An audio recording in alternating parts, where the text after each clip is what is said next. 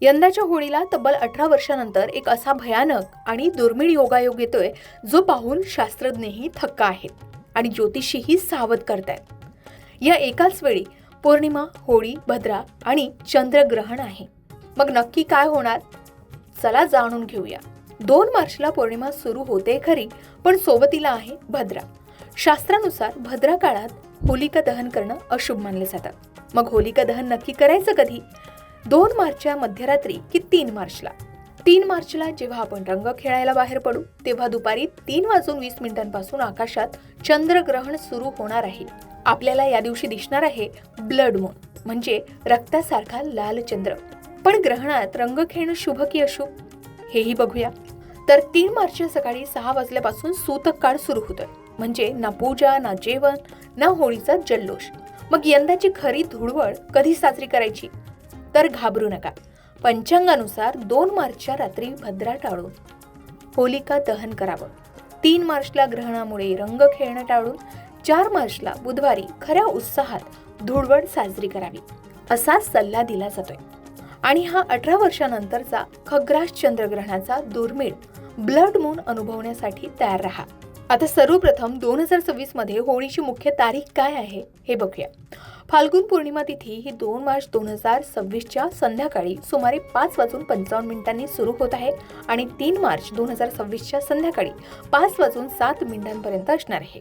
म्हणजे पौर्णिमेचा मुख्य दिवस 3 मार्च मंगळवारी आहे, पण याच दिवशी खग्रास चंद्रग्रहण आहे आणि त्याचबरोबर भद्रा काळही प्रभावी आहे. आता भद्रा आणि चंद्रग्रहण एकाच दिवशी आहेत का? तर एकाच दिवशी नाहीत, पण जवळजवळ एकाच कालावधीत प्रभाव आहे. भद्रा काळ हा मुख्यतः 2 मार्चच्या रात्रीपासून 3 मार्चच्या पहाटेपर्यंत सक्रिय असतो. काही पंचांगानुसार भद्रा पूज ही मध्यरात्री 1:25 पासून ते 3:05 आहे आणि भद्रेचं मुख 3:05 पासून ते पहाटे 5 वाजेपर्यंत आहे. भद्रा होलिका दहनासाठी अशुभ मानली जाते. चंद्रग्रहण मात्र 3 मार्च 2026 रोजी आहे, दुपारी 3:20. आपल्याला हे पूर्ण ग्रहण सुमारे 4:34 पासून ते 5:33 बघायला मिळेल आणि संध्याकाळी 6:47 हे ग्रहण संपणार आहे. भारतातून संध्याकाळी चंद्र उगवल्यावर दिसेल, ब्लड मून सारखा लाल रंग दिसेल असं सांगितलं जात आहे. म्हणजे आता 3 मार्चला चंद्रग्रहण आहे आणि याच दिवशी भद्रेचा काही भाग सकाळी असतो.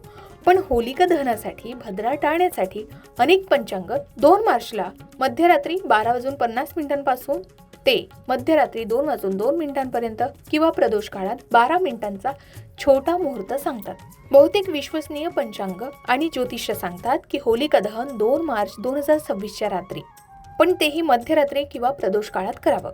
भद्रेच्या पूछ भागात किंवा भद्रा टाळून काही ठिकाणी 3 मार्चला संध्याकाळी ग्रहण संपल्यावर 6:22 पासून ते 8:50 केलं जाऊ शकतं. आता रंग खेळणं, धुळवड किंवा रंगपंचमी ही 4 मार्चला बुधवारी सर्वाधिक शुभ मानली जाते, कारण 3 मार्चला ग्रहण आणि सूतक काळ असेल. ग्रहणापूर्वी सुमारे 9 ते 12 तास सूतक काळ सुरू होतो, म्हणजे 3 मार्चला सकाळी 6 ते 9च्या दरम्यान सूतक सुरू होईल आणि ग्रहण संपेपर्यंत चालेल. सूतक काळात पूजा, शुभकार्य, खाणं पिणं, होळी खेळणं टाळावं असं सांगितलं जात आहे.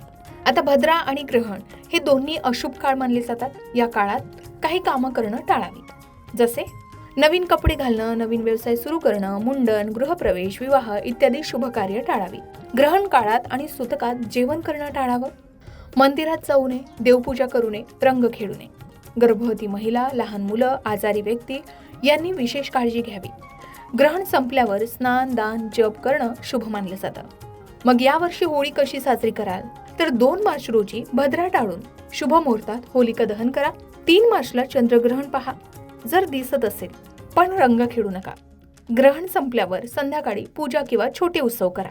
मुख्य रंगोत्सव, धुळवड, रंग खेळणं, गुलाल उधळणं हे 4 मार्च रोजी सर्वाधिक शुभ मानलं गेले. तर मंडळी, हे दुर्मिळ संयोजन 18 वर्षांनी येत आहे. चंद्रग्रहणामुळे ब्लड मून दिसेल, जो खूप सुंदर दृश्य असेल, पण धार्मिक दृष्ट्या काळजी घ्यावी. शेवटी श्रद्धा आणि स्थानिक पंचांगाकडूनही आपण खात्री करून घ्यावी, कारण काही ठिकाणी थोडे फरक असू शकतात. आता सूतक काळ पाळणं न पाळणं हे आपल्यावर आहे. प्रत्येकाची भक्ती आणि श्रद्धा वेगवेगळी आहे. आपण आपापल्या श्रद्धेनुसार या गोष्टींचं पालन करू शकता किंवा कॅलेंडरमध्ये दिलेल्या तारखानुसारच हे सण साजरे करू शकता. शेवटी तो आपापल्या विचाराचा आणि श्रद्धेचा भाग आहे. पण तब्बल 18 वर्षांनी असे भयानक आणि दुर्मिळ योगायोग येत आहेत, जे पाहून शास्त्रज्ञही थक्क आहेत आणि ज्योतिषीही सावध करतायत. मग या संबंधित तुम्ही तज्ज्ञांचा सल्ला घ्यायला विसरू नका. अशाच प्रकारच्या माहितीपूर्ण व्हिडिओसाठी लोकमत भक्ती चॅनलला नक्की सबस्क्राईब करा आणि बेल आयकॉनला क्लिक करा, म्हणजे आमच्या नवनवीन व्हिडिओचं नोटिफिकेशन तुम्हाला मिळत राहील. तसेच योग्य आध्यात्मिक मार्गदर्शनासाठी लोकमत भक्तीच्या फेसबुक पेज आणि इन्स्टा पेजला लाईक आणि फॉलो करायला विसरू नका.